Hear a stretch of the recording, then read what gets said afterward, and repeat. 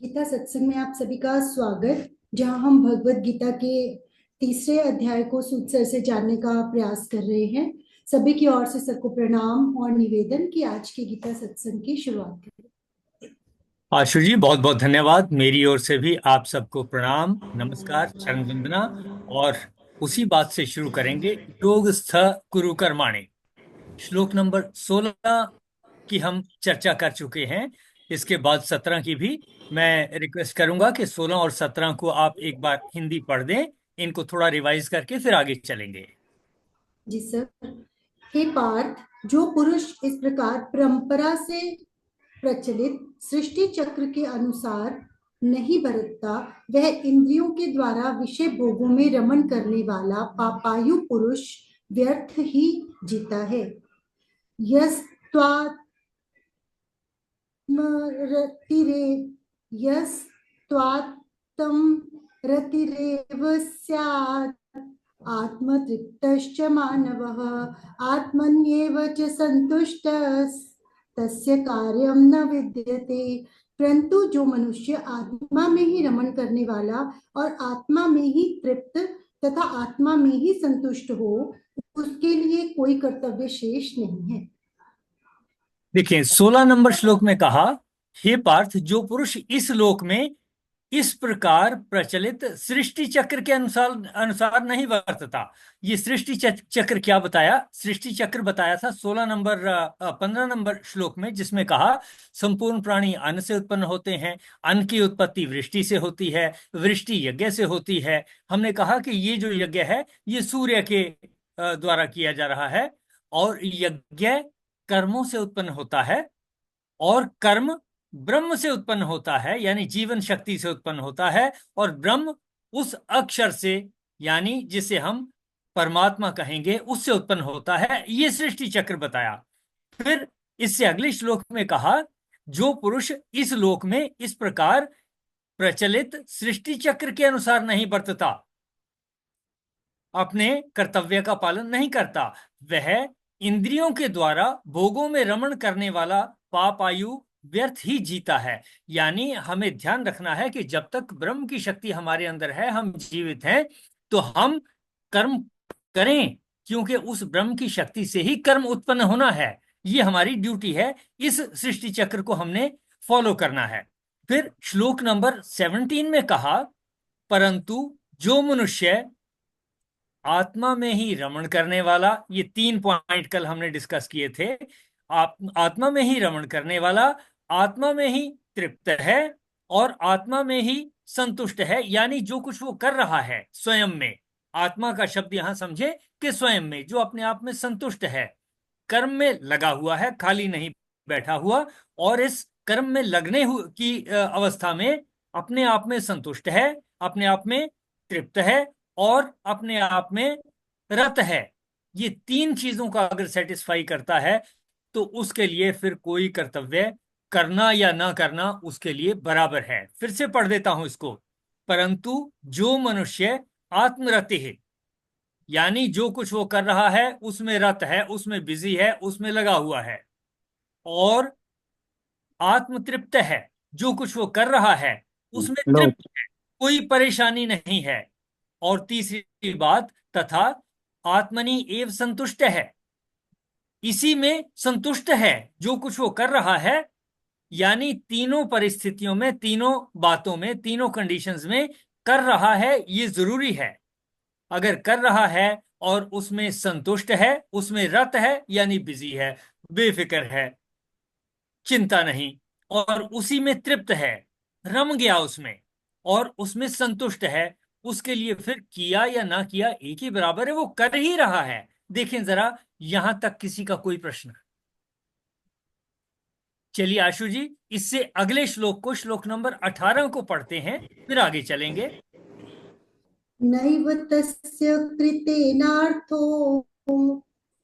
नाकृतेनेह कश्चन न चास्य सर्वभूतेषु कश्चिदर्थव्यपाश्रयः उस महापुरुष का इस विश्व में न तो कर्म से कोई प्रयोजन रहता है और न कर्मों के न रहने से ही कोई प्रयोजन रहता है, तथा संपूर्ण प्राणियों में उसका किंचित मात्र भी स्वार्थ का संबंध नहीं रहता।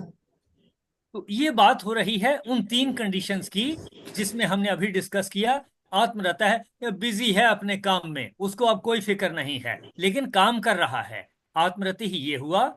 आत्मतृप्त है कि जो कुछ वो कर रहा है उसमें उसमें लगा हुआ है, मग्न है और तृप्त है, संतुष्ट है उससे। ये तीन बातें अगर हैं, इसके बारे में कहा उस महापुरुष का इस विश्व में ना कर्म करने से कोई प्रयोजन है और ना ही कर्म ना करने से कुछ फर्क पड़ता है, ऐसी बात कही गई। तथा सर्वभूतेषु, सब प्राणियों में इसका किंचन मात्र भी स्वार्थ का भाव नहीं है। यानी ऐसी अगर तीन शर्तें आ गई तो उसका लालच है ही कहां, ऐसा इस श्लोक से हमें पता चलता है। तो ये उसी का विस्तार है जिसमें अपने आप में रत हैं, अपने आप में संतुष्ट हैं और अपने आप में ही कोई प्रॉब्लम नहीं लेकिन काम किए जा रहे हैं। देखें जरा, इसमें किसी का कोई प्रश्न? इसकी बात कल भी की थी हमने थोड़ी सी, अपने मन में इसको बिठा लें कि ऐसा अगर हम करते हैं, यानी कर्म कर रहे हैं, आत्मरत हैं, बिजी हैं अपने आप में, और जो हम कर रहे हैं उससे हम संतुष्ट हैं, यानी उससे यज्ञ हो रहा है, सबका भला हो रहा है, वो सर्वजन हिताय कार्य काम है और कर्म है और सर्वजन सुखाए हैं, ऐसा है। और हम ऐसा करते हुए संतुष्ट हैं, तो फिर हमने कुछ किया या ना किया इसका कोई फर्क नहीं पड़ता। और 18 नंबर श्लोक में कहा, ऐसे व्यक्ति का इस विश्व में न कर्म करने से कोई पर्पस है और न कोई प्रयोजन इस बात से है कि वो नहीं कर रहा। संपूर्ण प्राणियों में इसका करी में कोई दोपहर से दाल खाने लोभ के सुख की सब्जी नहीं है, खाऊंगी। कोई भी स्वार्थ नहीं है। यानी ऐसा करते हुए अगर हम इस तरीके से अपने कर्मों में लग गए तो हमारा कोई भी लोभ या स्वार्थ नहीं रह जाएगा। देखें जरा, एनी वन, एनी क्वेश्चन या एनी इनपुट? चलिए इससे अगले श्लोक में चलते हैं। तस्माद् सक्तः सततं कार्यं कर्म समाचर, असक्तो ह्याचरन् कर्म परमाप्नोति पुरुषः। इसलिए तू निरंतर आसक्ति से रहित होकर सदा कर्तव्य कर्म को भली भांति करता रह, क्योंकि आसक्ति से रहित होकर कर्म करता हुआ मनुष्य परमात्मा को प्राप्त हो जाता है। देखिए, इससे पहले के श्लोकों में एक्सप्लेनेशन थी, इस श्लोक में डायरेक्शन है। पहले विस्तार बताया, एक्सप्लेन किया, समझाया, और यहां आकर के इस श्लोक में, श्लोक नंबर 19 में कह दिया कि क्या करना है, अर्जुन को क्या करना है उसके लिए बताया क्या करना है। तस्मात, इसलिए, किस लिए, ऊपर जो एक्सप्लेनेशन दे दी, आत्मरत, आत्मसंतुष्ट और ऐसी बातें कह के कहा, इसलिए निरंतर असक्त है, अटैचमेंट से रहित होकर, आसक्ति से रहित होकर, कार्यम, कर्म, कर्तव्य कर्म को, समाचर, इसका कर्तव्य कर्म का आचरण कर, भली भांति करते रहो इसको ही, क्योंकि असक्त है, जो अटैच्ड नहीं है, जो आसक्ति से रहित है। किससे अटैचमेंट होने की बात हो रही है? कर्मों के फल के साथ अटैच होने की बात हो रही है, जिसको हम पहले से डिस्कस कर चुके हैं कि कर्म फल, कर्म का फल मेरे अनुसार आया तो मैं खुश हो गया, ना आया तो मैं दुखी हो गया। इस दुख से मुझे बचना है। अगर मैं इस दुख से बच गया तो कहा जाएगा समभाव में हूं, असक्त हूं, मैं उसके साथ जुड़ा हुआ नहीं हूं, कर्म बंधन से मुक्त हूं मैं। असक्त है, कर्म आचरण, कर्म का आचरण कर, ऐसा व्यक्ति, ऐसा कर्म करता हुआ मनुष्य परम आपनोति, परम को प्राप्त हो जाता है। यहां तो लिखा है परमात्मा को प्राप्त हो जाता है, लेकिन परम आपनोति का मतलब परम शांति को प्राप्त हो जाता है। अब उसके माइंड की स्टेबिलिटी बनी रहती है। फिर से एक बार जानते हैं, इस श्लोक में डायरेक्शन दी है अर्जुन को कि उसने क्या करना है। इससे पहले के श्लोकों में एक्सप्लेन किया था कि हमने किस तरीके से कर्म करने हैं, कर्म करने हैं, और उसके बाद डायरेक्शंस दी कि कैसे करने हैं। कैसे करने वाली 3 कंडीशंस कौन सी थी, देखें जरा, रिवाइज करें, माइंड में बिठाएं। 3 बातें कौन सी थी? पहली थी रत होना, यानी जो कुछ भी हम कर रहे हैं हम उसमें बिजी हो गए, मस्त हो गए उसमें। और उसके बाद दूसरी कही तृप्त हो गए, जो कुछ हम कर रहे हैं उसमें हम तृप्त हो गए। और तीसरी बात कही संतुष्ट है। तो रत हो जाना यानी बिजी हो जाना, तृप्त हो जाना, बिजी हो गए तो तृप्ति होगी ही, और तीसरा संतुष्ट हो जाना, ऑटोमेटिकली संतुष्टि हो जाएगी। इन 3 चीजों को पूरा करते हुए फिर यहां डायरेक्शंस जो दी, इसलिए तू सततम, लगातार, यानी ऐसा नहीं कि एक दिन काम कर लिया और कहें अब काम करने की जरूरत नहीं है। हाँ, काम करने के बाद थकावट है, कुछ और है, कहीं ऊब गए हैं, डिसकंटिन्यूटी भी आती है, लेकिन काम को छोड़ के नहीं बैठ जाना। सततम, निरंतर, असक्त है, अटैचमेंट से रहित होकर के, कार्यम कर्म, कर्तव्य कर्म को, जो हमारी ड्यूटी है, जो हमने सीखा है, उस कर्म को समाचर, उसका आचरण कर। यानी कि अगर मैंने एजुकेशन का काम सीखा है तो मैं इसका आचरण करूं। किसी ने कोई और मैकेनिकल स्किल सीखी है, मशीनरी को ठीक करना सीखा है, वो उसका आचरण करे। ऐसी बात कही गई कि अपने कर्तव्य कर्म को, जो चीज हमने, जिसकी ट्रेनिंग ली है, जिसको हम जानते हैं, उसमें हम लग जाएं, भली भांति करते रहें। और जो चीज हम सीखना चाहते हैं तो सीखने में लग जाएं, इसको करता रहे। और क्यों करता रहे कहा है? क्योंकि असक्त है, जो अटैचमेंट से रहित है, कर्म आचरण, कर्म करता हुआ, पुरुषः मनुष्य परम आपनोति, परम को या परम शांति को प्राप्त हो जाता है। इस श्लोक में बताया परम शांति को कौन प्राप्त होता है? जो असक्त हुआ, अपने कार्यों को करता है, वह परम को या परम शांति को प्राप्त होता है। देखें, कोशिश करें जरा, इस श्लोक में हमें, श्लोक नंबर 19 में क्या समझ में आया कि कौन परम शांति को प्राप्त होता है? निरंतर अनासक्ति से कर्म करना है, ये कंडीशन आई। उसमें बिजी रहना है, ये कंडीशन आई। ऐसे कर्म करता हुआ जो व्यक्ति है वो परम शांति को प्राप्त होता है। देखें जरा, कोशिश करें इस बात का उत्तर जानने की कि परम आपनोति, परम को कौन प्राप्त होगा? परम को प्राप्त हो जाता है, कौन प्राप्त हो जाता है? इसी श्लोक में बताया। देखें जरा शब्दों को, कैसे प्राप्त होगा? निरंतर अनासक्ति रहित, आसक्ति से रहित, अनासक्त हुआ, निरंतर काम करना है, आसक्ति से रहित काम करना है। अगर ऐसा कर लिया और लगातार करते रहे तो ऐसा व्यक्ति परम शांति को प्राप्त हो जाएगा। अपने माइंड में बिठाएं कि परम शांति को प्राप्त होने के लिए क्या सिंपल सी बात कही इस श्लोक में 19 में। पहली बात क्या है? कर्म निरंतर करना है। दूसरी बात क्या है? जो भी मेरी ड्यूटी है उसी काम को करना है। किसी दूसरे काम को मैं लगूंगा, उसमें घबराहट रहेगी, इसकी चर्चा बाद में आएगी। तो अपने कर्तव्य कर्म को करना है। पहली बात क्या कही? आसक्ति से रहित होकर करना है। दूसरा, अपने कर्तव्य कर्म को करना है जो मैंने सीखा है। और अगर मैं अटैचमेंट से रहित होकर के करता हूं तो परम शांति को प्राप्त हो जाऊंगा।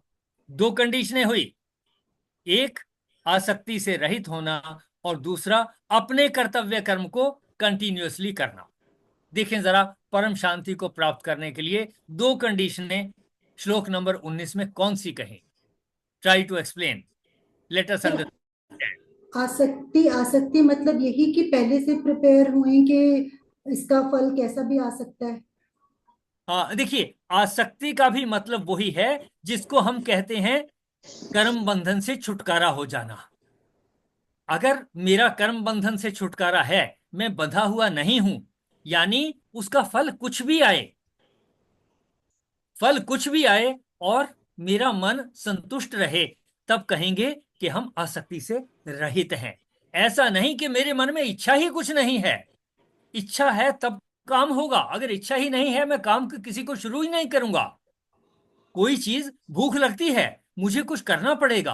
प्यास लगती है, कुछ करना पड़ेगा। प्रकृति से जनित गुण है, कुछ करना पड़ेगा। लेकिन शब्द जो अनासक्त हुआ, वो कर्म करने के साथ नहीं है, वो इसके रिजल्ट के साथ है। कि रिजल्ट कुछ भी आएगा कोई बात नहीं, मैं इस बात में ना लग जाऊं शुरू में ही कि ये तो पता नहीं होगा कि नहीं होगा, डाउट वाली बात है, छोड़ो इसको, इसको रहने देते हैं, कोई पक्का पता नहीं है। ये अगर मैंने सोच लिया तो मैं आसक्त हो गया। अगर मैं इस बात की फिक्र नहीं करता कि रिजल्ट क्या आएगा, लेकिन ये दृढ़ निश्चय है कि कर्म करता हूं तो ऐसा रिजल्ट आना चाहिए, ये मन में है, इसको लेकर के अगर मैं कर्म में लगता हूं तो मैं अनासक्त हूं। और रिजल्ट आ जाए तब मैं विचलित नहीं होता, तो डेफिनेटली मैं अनासक्त था। उस वक्त पता लग जाएगा। लेकिन इस समय मैं कर्म करने से रुकता नहीं, कर्म की कंटिन्यूटी में लगता हूं। सततम कहा यहां, यानी मैं जो कर्म मैंने शुरू किया उसमें लगातार लगा रहूं, आसक्ति के बगैर, यानी फ्यूचर की चिंता किए बगैर कि रिजल्ट क्या आएगा, ठीक आएगा या नहीं आएगा, मेरे अनुसार आएगा या नहीं आएगा, उसको कहेंगे अनासक्त होना। तो देखें जरा कहां तक अनासक्त शब्द का हमने अर्थ समझा। कर्म की शुरुआत में अनासक्त की कोई बात नहीं, लेकिन इतना जरूर है, शुरू में ही अगर मैं इस बात में अटक गया और काम को शुरू ही ना करूं कि ये तो कुछ जचता नहीं, मुझे लगता नहीं कि मेरे बॉस ने मुझे कुछ काम कर दिया, बता दिया, मेरे बड़े बूढ़ों ने, माता पिता ने, गुरुजनों ने कुछ काम बता दिया, ये काम तो होता नजर नहीं आता। अगर मेरे माइंड में यही आ गया कि कर्म हो, ये काम तो पूरा होता नजर नहीं आता, तो मैं आसक्त हो गया, पहले से ही रुकावट आ गई। लेकिन अगर मैं ये सोचूं इस काम को जो मुझे दिया गया है पूर्ति करने के लिए, क्या मैं अपने आप कर सकता हूं या किसी से मदद लेनी पड़ेगी, क्या इसके लिए रिसोर्सेज हैं या मुझे कहीं कुछ और रिसोर्सेज की जरूरत पड़ेगी, अगर मैं ऐसा सोचता हूं तो मैं अनासक्त हुआ काम कर रहा हूं। देखें जरा अनासक्त का अर्थ, क्या मैं कुछ एक्सप्लेन कर पाया? मीन्स इच्छा तो है, जैसे मान लो कोई एग्जाम की तैयारी कर रहे हैं तो इच्छा तो है कि मुझे टॉप करना है, लेकिन साथ ही साथ दिमाग में ये भी रहना चाहिए कि अगर रिजल्ट विपरीत भी आए या वैसा ना भी आए जैसा नहीं, तो उसके लिए भी हमें तैयार रखना है। और फिर ये सोचते हुए भी अपने दिमाग में ये फिट करते हुए भी कि कुछ भी रिजल्ट हो सकता है, उससे आगे पीछे भी हो सकता है, फिर भी हमने अपना 100% देना है, फिर भी ये हमने बिल्कुल पूरी ठीक, तरह यानी से लगन से। हाँ बिल्कुल ठीक कहा आपने, यानी जब मुझे ड्यूटी मिल गई, कुछ हम्म। कर्म तो ऐसे हैं जो मेरे ही मन से उत्पन्न होते हैं, वो तो ऐसे होंगे जिसमें ये होगा कि ये हो ही जाएगा, तभी हम आगे बढ़ते हैं।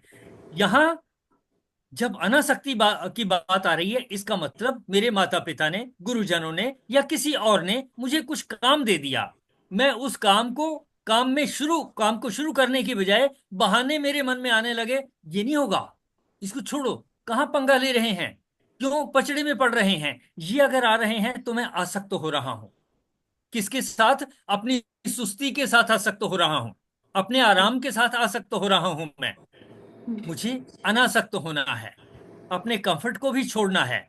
अगर मैं अपने कंफर्ट को छोड़ करके काम में लगूंगा, ये मानते हुए कि ये काम तो उन्होंने कहा है, श्री कृष्ण जी ने कहा है, मेरे गुरु ने कहा है, मेरे माता पिता ने कहा है, मेरे किसी फ्रेंड ने कहा है, तो करना ही है, कोशिश तो करता हूं, कुछ तो बनेगी बात, ऐसा मान करके अगर मैं चलूंगा तो मैं अनासक्त होकर के कर रहा हूं। और अगर मैं डाउट के साथ चलूंगा कि ये तो पता नहीं होगा कि ना, लेकिन चलो खाना पूर्ति कर देते हैं, जाके आ जाता हूं, उनको भी कह दूंगा मैं गया था लेकिन बना नहीं, अगर मन में पहले से ही ऐसा भाव है कि मैं किसी तरीके से ऐसा कह दूंगा कि गया था, मैं तो देखो गया था लेकिन काम नहीं हुआ, मन में अगर ऐसा है, तो मैं आसक्त हूं अपने कंफर्ट के साथ, मैं काम करने के लिए अनासक्त नहीं हूं, मेरी आसक्ति अपने आराम के साथ जुड़ी हुई है। यहां कहा कर्म करना है, निरंतर करना है, अनासक्त होकर के करना है, यानी सुस्ती को छोड़ करके करना है। अगर ऐसा करते हैं तो ऐसा व्यक्ति, जो ऐसा करता है वह व्यक्ति परम आपनोति, परम को प्राप्त हो जाएगा या परम शांति को प्राप्त हो जाएगा। देखें जरा। जय श्री मीन्स कृष्ण। हाँ जी। पहले भी जो बातें आपने कही थी कि रत होने का मतलब ये था कि अगर हम पूरा अपनी पूरी कंसंट्रेशन से अपना 100% एक देके कर रहे हैं तो हमें जो तृप्ति होती है, हमें जो अच्छा खुद को अच्छा फील होता है, उससे ही संतुष्टता भी आती है फिर हमारे अंदर और कि बिल्कुल हमने ठीक, वो हमने अपने पूरे एफर्ट्स दिए हैं। बिल्कुल ठीक, बिल्कुल ठीक। अनासक्त होते हुए, क्योंकि अच्छी शुरुआत तभी होगी जब मेरी सुस्ती के साथ अटैचमेंट हट जाएगी और मन में ये होगा ये काम तो करना ही है और ये हो जाएगा। अगर ये इस तरीके की सोच होगी कि करना ही है, ये तो करके ही छोड़ेंगे और हो जाएगा, नहीं होगा तो कोई दूसरा तरीका निकल आएगा, मुझे मेरे से नहीं होगा किसी से हेल्प ले लूंगा, मुझे नहीं पता होगा तो जो एक्सपर्ट है उसको बुलवा लूंगा। अगर मन में इस तरीके की सोच होगी कि हो जाएगा और करना ही है, ना होता हो तब भी कोई तरीका ढूंढ लेना है, तब कहेंगे हम निरंतरता में हैं और अनासक्त हैं। आसक्ति किसके साथ? कंफर्ट के साथ। छोड़ो यार, क्या पंगा लेना, क्यों जाना, तंगी भी काटनी, गर्मी इतनी चल रही है, जाना भी पड़ेगा, गाड़ी भी आज ठीक नहीं है और दूसरे काम भी और पड़े हुए हैं। जब इस तरीके की बातें मुझे डिस्ट्रैक्ट करती हैं, काम को शुरू करने से या कंटिन्यू करने से रोकती हैं, तब कहेंगे ये सुस्ती के साथ मेरी आसक्ति हो गई है और कर्म करने के साथ अनासक्त नहीं हुआ मैं, उस कर्म करने के साथ में आसक्त अनासक्त नहीं हुआ, उल्टा आसक्त हो गया अपनी सुस्ती के साथ, अपने कंफर्ट के साथ। तो इससे बचना है। जो निरंतर काम में लगता है, आसक्ति से रहित होकर के लगता है, वह शांति को पा लेता है। ये सिंपल सी दो बातें संक्षेप में नजर आती है कि कौन कौन सी। नंबर एक, काम जब आ गया या किसी ने बता दिया या एक चैलेंज आ गई, तो मुझे बगैर किसी बहाने को ढूंढे अगर मैं लगता हूं, तब कहूंगा कि आसक्ति से रहित हूं। सिंपल शब्दों में कि अगर मैं बहाने ढूंढने की बजाय मेरा मन बहानों की तरफ लगता है, तब भी मैं अपने आप से कहता हूं ये तो बहाना ढूंढने में लग गया मैं, मुझे तो काम की तरफ लगना चाहिए, मुझे करना है। और ताकि मैं बता सकूं, जिन्होंने काम दिया उनको कह सकूं कि देखिए मैंने ये एफर्ट किए, लेकिन अभी थोड़ा सी रुकावट आ रही है, इसका देखें आपके पास कुछ है तो आप बताएं, नहीं तो मैं और पता करूंगा। अगर मेरे मन में ऐसा है, तब हम कहेंगे हम आसक्ति से रहित होकर के लगे हुए हैं। ऐसा मेरी समझ में आता है। देखें जरा। बिल्कुल ठीक से। हाँ जी रंजना जी कुछ करें? हाँ जी। हाँ जी, कहें रंजना जी, कहें। हाँ जी, इसमें बताया है कि जो पुरुष अनासक्त होकर निरंतर अपने कार्य को करता है वह परम शांति को प्राप्त होता है। मीन्स जो अपना कार्य निरंतर बिना अनासक्त होकर कि कोई बहानेबाजी से नहीं, कि अगर उसको कोई कार्य दिया गया है कि बाहर कोई गर्मी ज्यादा है या सर्दी ज्यादा है, मैं जाऊंगा तो ऐसी गर्मी लगेगी, या अपनी सुस्ती के कारण इस समय मेरा दिल नहीं है, कोई बहानेबाजी से उसको टालता है, तो वो उसमें फिर उस अपने कंफर्ट लेवल जोन में असक्त है, वो काम में निरंतर अनासक्त होकर कार्य नहीं कर रहा, वो अपने आप में अपने बहानों में असक्त हुआ है। इसलिए जो अनासक्त होकर कार्य निरंतर अपना कार्य करता है वह परम शांति को प्राप्त होता है। बिल्कुल ठीक रंजना जी, आपने ठीक इस श्लोक का ठीक अर्थ बताया। सिंपल से दो तीन शब्दों में है कि भाई मन में अगर कोई ऐसा विचार आता है कि छोड़ो इसको, उससे बचना है, हमें रुकावट से बचना है। उस समय थोड़ी सी तंगी महसूस हो सकती है, लेकिन अगर हमने कर्म ना किया, तब डेफिनेटली इस श्लोक के अनुसार हम शांति को प्राप्त नहीं हो पाएंगे। और अगर उस समय कुछ कोशिश करके मैंने उस रुकावट को काट दिया और मैं कर्म में लग गया और एफर्ट करके अगर मैंने कर्म की पूर्ति कर दी, डेफिनेटली इस श्लोक के अनुसार मैंने अनासक्त होकर काम किया, निरंतर काम किया, और अगर ये दो कंडीशनें पूरी कर दी तो परम आपनोति ऑटोमेटिकली होगा, परम की शांति, शांति की प्राप्ति, अल्टीमेट शांति की प्राप्ति होगी ही।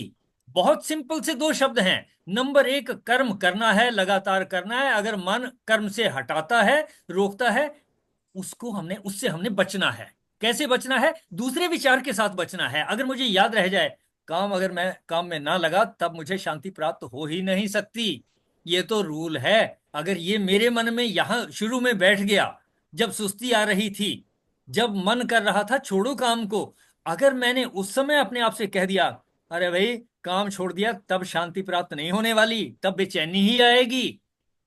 अगर मैंने ऐसा कह करके अपने आप को रोक लिया और काम में लगा दिया, तो डेफिनेटली अगर लगातार मैं लगा रहा तो फिर जो एंड रिजल्ट होगा उससे मुझे परम शांति प्राप्त होगी, परमात्मा की प्राप्ति या शांति की प्राप्ति होगी। देखें जरा, बहुत थोड़े में दो ही बातें कही गई हैं।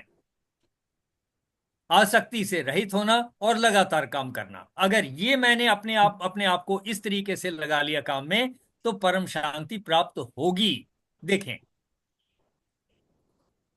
इस बात का उत्तर ढूंढें कि हाँ जी कहें। जय हाँ जय जी, श्री एनीवन? कृष्ण। हाँ जी जय श्री कुसुम जी। कृष्ण सर।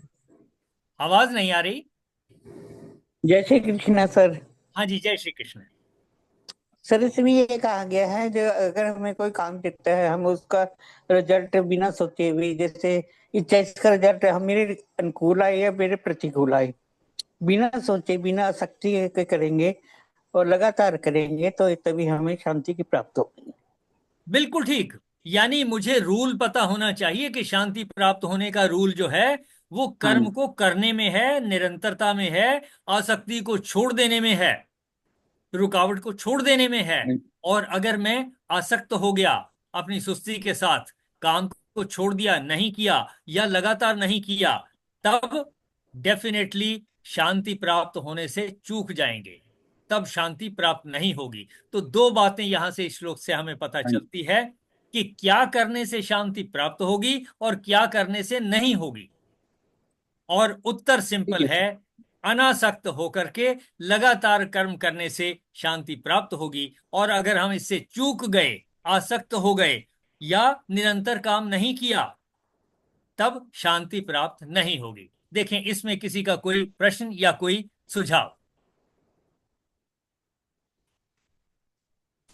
चलिए आशु जी, इससे अगले श्लोक पे चलें। जी सर। कर्मणैव हि संसिद्धि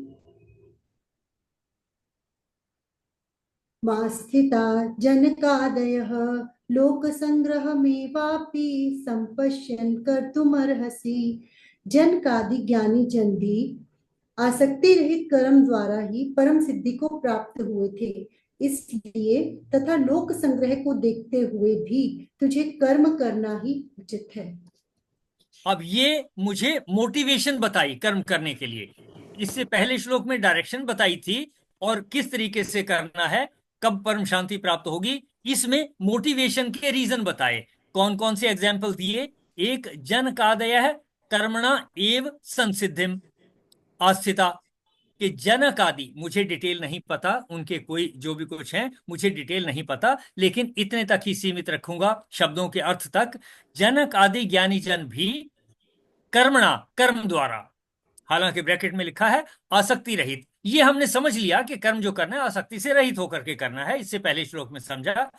जनक आदि ज्ञानी जन भी कर्मणा, कर्म द्वारा, एव ही, कर्म द्वारा ही, संसिद्धिम, परम सिद्धि को या परम शांति को, आस्थिता, प्राप्त हुए। ये एक एग्जाम्पल बता दिया। और फिर कहा ही, इसलिए लोक संग्रहम संपश्यन, लोक संग्रह को देखते हुए। कौन सा लोक संग्रह है? कि लोगों के कल्याण के लिए अनाज का संग्रह, पानी का संग्रह, किसी और आवश्यक वस्तुओं का संग्रह या ज्ञान का संग्रह, लोक संग्रह को या जनता के सामूहिक कल्याण को देखते हुए कि हम सामूहिक कल्याण के लिए क्या करें।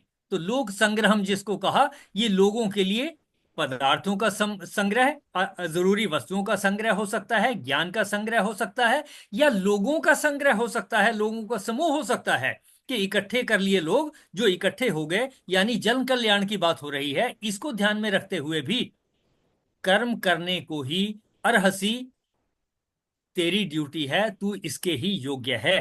तो एक एग्जाम्पल बता दिया और दूसरा बता दिया कि आपके लिए कॉज ऑफ एक्शन क्या है, आपके लिए प्रेरणा किस बात की है कि लोक संग्रह के लिए मुझे ये करने हैं कर्म, खाली नहीं बैठना है। लोगों के फायदे के लिए, यज्ञ के लिए, सर्वजन हिताय सर्वजन सुखाय के हिसाब से मुझे कर्म करने ही हैं। तो दो बातें इस श्लोक में बताई। एक एग्जाम्पल बताया कि जनक आदि ज्ञानी जन भी कर्म द्वारा ही परम सिद्धि को प्राप्त हुए, और फिर कहा मेरे लिए मोटिवेशन क्या है, इसलिए लोक संग्रह को देखते हुए भी कि मैं लोगों के कल्याण की बात को भी ध्यान में रखूं, ताकि मेरी मोटिवेशन बनी रहे, मेरे लिए कर्म करना योग्य है। देखें जरा इस श्लोक के अर्थ को, कोशिश करें कि श्लोक नंबर 20 में क्या दो बातें कही। एक एग्जाम्पल दिया और फिर मोटिवेशन दिया। एग्जाम्पल दिया जनक आदि ज्ञानी जन का, और मोटिवेशन दिया कि लोगों के हित के लिए, लोक संग्रह को देखते हुए जन कल्याण के लिए मुझे कर्म करने हैं। देखें जरा कौन सी दो बातें श्लोक नंबर 20 में बताई गई। पहली बात क्या है? जय श्री कृष्ण। जय श्री कृष्ण। पहली बात उन्होंने जनक के, राजा जनक है इसमें जो बताया, जनक आई थिंक राजा जनक की ही बात कर रहे हैं। All right. हाँ, तो इसमें राजा जनक का उदाहरण देते हुए बता रहे हैं कि उन्होंने भी आसक्ति रहित कार्य करके ही परम सिद्धि को प्राप्त हुए, और अगर तब भी ये सब देखते हुए भी तुझे लोक कल्याण के लिए ही कर्म करना है, कर्म करना चाहिए, लोक कल्याण के लिए तो करना ही करना है। यानी मेरे माइंड में अगर लोक कल्याण है, ये मेरे लिए मोटिवेशन होगी कि मुझे लोक कल्याण का ध्यान रखना है, इस यज्ञ का ध्यान रखना है, ये मेरे लिए ये बात मोटिवेशन का काम करेगी, तो मेरे लिए काम करना ही योग्य है। ऐसा हमें समझ में आता है। somebody else also to try कि दो बातें श्लोक में क्या कही गई हैं। तो इसमें ये कहा गया कि जनक जैसे ज्ञानी लोग, वो जनक जी को बहुत ज्ञानी माना जाता था, और अगर उन जैसों को भी कर्म करके ही सिद्धि मिली, तो हम सबको भी लोक कल्याण देखते हुए कर्म करके ही सिद्धि मिलेगी। इसलिए हमें अनासक्त होके अपने कर्म को ही करना है। बिल्कुल ठीक कहा आपने। जो एक शब्द जोड़ा ज्ञानी जन, कि जनक जो हैं वो बहुत ज्ञानी थे, और इस चैप्टर में पहला ही प्रश्न तो अर्जुन ने यही कहा था कि ज्ञान और कर्म में से दो में से कंफ्यूज कर रहे हो, कोई किसी एक बात को मुझे सीधा बताइए आप।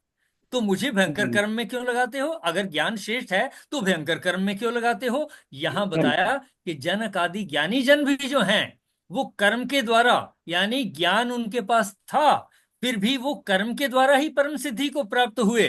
दोनों चीजों को रिपीट कर दिया। जो शुरू में प्रश्न पूछा था उसके उत्तर में ये फिर बता दिया कि एक चीज से काम नहीं चलेगा, दोनों चीजों से काम चलेगा, ज्ञान भी और कर्म भी। और दूसरा मोटिवेशन के लिए बताया कि अपने माइंड में लोक संग्रह को, जन कल्याण को मोटिवेशन के रूप में अपने मन में रखें, ताकि आपका मन कर्म करने में लग रहे। देखें सर, जयपाल जी कुछ कह रहे थे। जय श्री कृष्ण जी। जय श्री कृष्ण। इसमें बहुत सुंदर तरीके से आपने बताया भी, ऐसा ऐसा मतलब उस जमाने जो हमें उपदेश गए उस टाइम के, बहुत सुंदर तरीके से मतलब संग्रह करने के लिए, लोगों की भलाई के लिए संग्रह करना। अब हम इस जमाने में क्या हो रहा, संग्रह कर रहे हैं भाई, वो ज्यादा रेट में तेज में बिक जाएगा, संग्रह करके गोदाम भर लो। और लोग संग्रह भी इस करके कर रहे, ज्यादा से ज्यादा पब्लिक दिखा के वोटा इकट्ठी कर लो। ये देखो उस जमाने में किस लिए हम करते थे, और अब है तो क्या क्या तो हमें ये कोई इतना कर्फ्यू खाएगा भाई, और लोग अच्छे कामों की जगह दूसरे कामों में। मेरे ख्याल एक जो आपका श्लोक है इस जमाने में होएगा 1 या 2%, ज्यादा तो नहीं। इसमें आपने जो बातें बताई हैं मैं क्या कोई लोक संग्रह जो हम करते हैं अनाज इकट्ठा कर, मैं कोई 100 मत या 1000 मत एक आदमी होएगा जो भाई लोगों को मैं बांटूंगा, मतलब रेट में या कम रेट में। मेरे ख्याल गवर्नमेंट भी नहीं देती कम रेट में।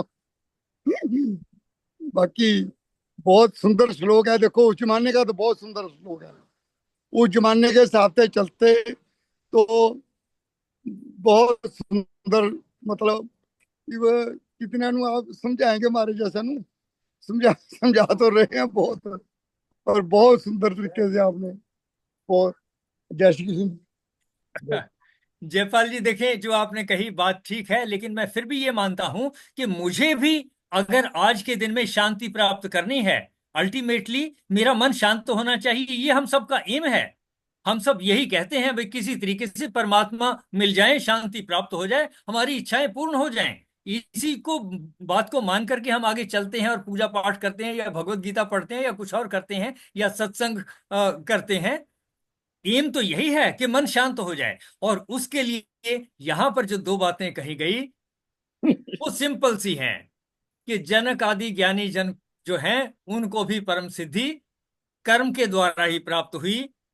एक बात ये पता चली कि कर्म से छुटकारा नहीं, कर्म को हम बनाए रखें, करते रहें।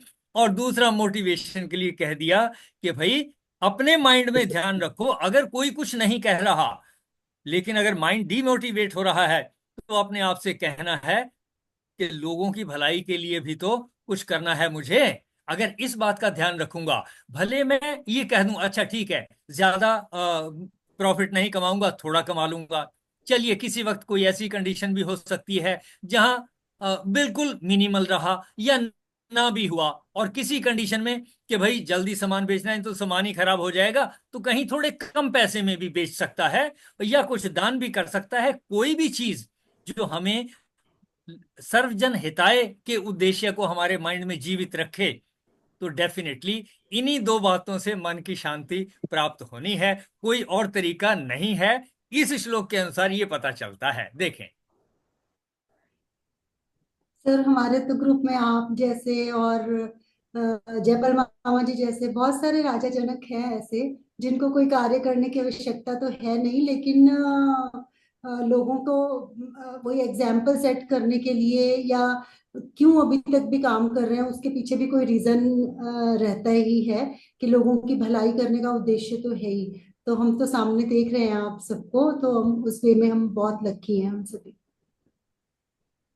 तो इन चीजों के ऊपर देखिए जो मैं डिस्कस करता हूं, थोड़ा सा मनन मुझे कुछ समय पहले करना होता है। एक दफा श्लोकों को पढ़ लेता हूं, समझता हूं, जो शब्द नहीं जिनका अर्थ नहीं आता कहीं इंटरनेट पे ढूंढता हूं, फिर कोशिश करके देखता हूं क्या ये हमारे कॉन्टेक्स्ट में श्लोक के हिसाब से उस शब्द का वो अर्थ फिट बैठता है कि नहीं बैठता। ये थोड़ा मंथन करने के बाद फिर ये डिस्कशन जो आप लोगों से होती है, आपकी जो इनपुट्स आती हैं उनके अनुसार और प्रगति होती है, और मंथन के साथ जो है नई बातें सामने आती हैं। बहुत अच्छा लगता है।